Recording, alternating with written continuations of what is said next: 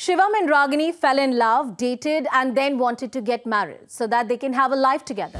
Their families agreed they could socially and legally give their relationship the dignity and validation it needed. And they had their happily ever after. Cut to another couple. Supriyo and Abhay, they love each other as much, have similar dreams and aspirations. They've been together for more than 10 years, but their relationship cannot get any kind of legal recognition. Supriyo and Abhay have had a small commitment ceremony with their friends, but that holds no legal sanctity for the simple reason that both are of the same gender. They have now moved the Supreme Court of India, saying that they should be allowed under law to register their partnership as marriage. Hello and welcome to this edition of Let's Talk Law. I'm Anusha Soni. Today we talk about the much controversial issue of legalizing same-sex marriages in India. Are we ready for this change?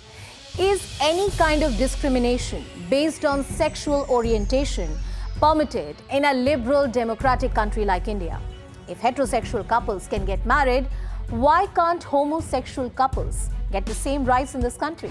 The answers lie in religious dogmas that govern the institution of marriages. And most of our laws have been framed around the religious belief systems. After the issue of same-sex marriages lingered at various high courts, finally it's the Supreme Court of India that has issued notice on a petition seeking the recognition of same-sex marriages.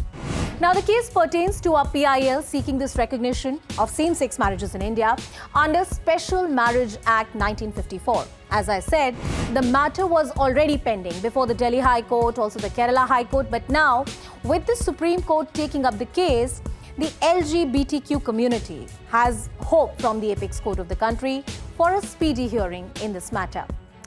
Indeed, it has been a long struggle for the LGBTQ community in India, from the Delhi High Court to the final decision of the Supreme Court in 2018. India finally decriminalizing homosexuality. Now, from the perspective of civil rights, there's still so much more that the community demands. Homosexuality has been merely decriminalized in India. What does that mean? That means that individuals with alternate sexual preferences cannot be prosecuted for indulging into sexual behaviors which are absolutely natural to them. We are still far away from such individuals or couples having other civil rights like adoption, succession, or even the possibility of having a joint bank account. In the historic judgment of Navtej Singh Johar versus Union of India, the top court noted how an apology is owed to the LGBTQ community for the historical injustices meted out to them. The community demands from the constitutional courts of this country equal dignity and recognition for their relationships at par with heterosexual couples. Let's now take you through the arguments on both sides. Why some oppose and others support the idea of same-sex marriage. More importantly, what is the view of the union government on this issue? Marriage largely has been understood to be an institution between a man and a woman. It's an age-old notion. Religion plays a huge role in defining the institution of marriage under various personal laws which are practiced in India.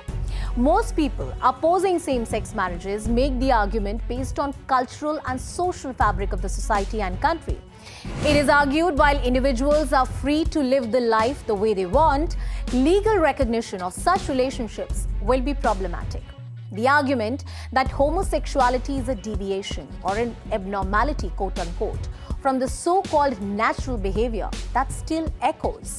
The orthodoxy of all religions is united on this issue. Not surprisingly, none of the religious clerics or the religious institutions want the same-sex marriages to be recognized. In fact, the union government, talking about their stand, they've also been very cautious on this issue.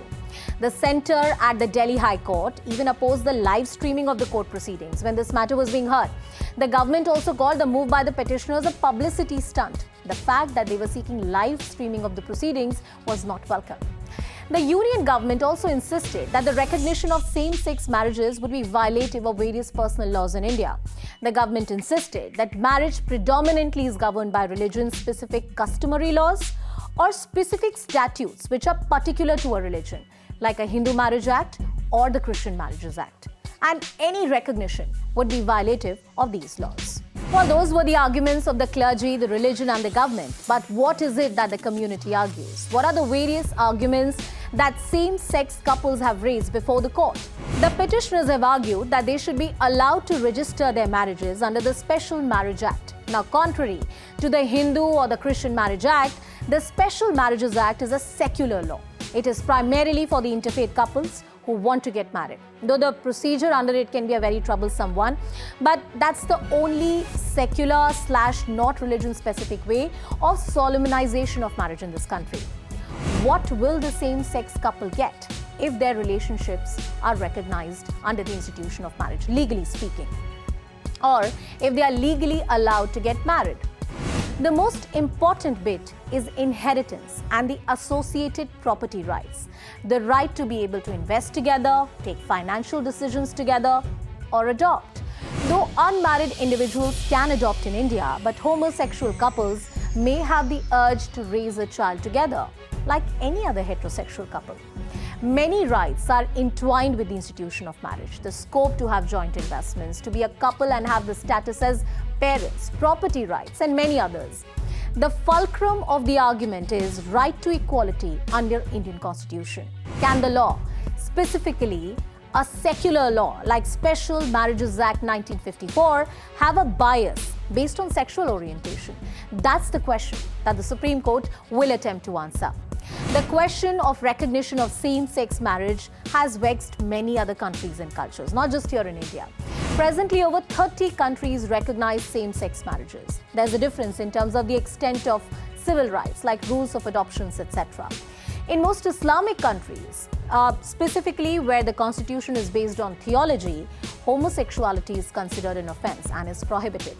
But in a liberal, thriving, diverse and a democratic country like India, can Supriyo and Abhay or many other couples or any other same-sex couple be denied their rights based on sexual orientation?